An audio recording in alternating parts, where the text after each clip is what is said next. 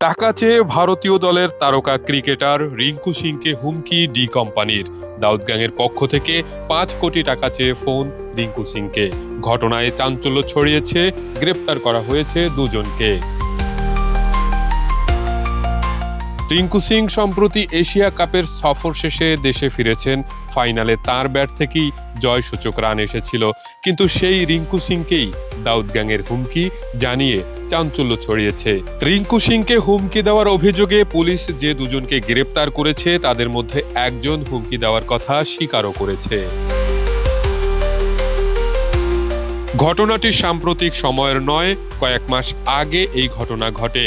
মুম্বাই পুলিশের ক্রাইম ব্রাঞ্চের পক্ষ থেকে তথ্য পাওয়া গিয়েছে, ২০২৫ সালের ফেব্রুয়ারি থেকে এপ্রিল মাসের মধ্যে ৩বার রিঙ্কুকে ফোন করেন মোহাম্মদ নভিদ ও মোহাম্মদ দিলশাদ।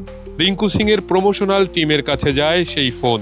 দুই অভিযুক্ত নিজেদের দাউদের দলের সদস্য হিসেবে উল্লেখ করে। এরপরে অভিযোগ দায়ের করে রিঙ্কুর টিম। এর আগে জিশান সিদ্দিকীকে একইভাবে হুমকি দেওয়া হয়েছিল। তার বাবা এনসিপি নেতা বাবা সিদ্দিকীকে হত্যার পর ১০ কোটি টাকা মুক্তিপণ চাওয়া হয়েছিল জিশানের কাছে। রুদ্র রুহান, বাংলা নিউজ 24।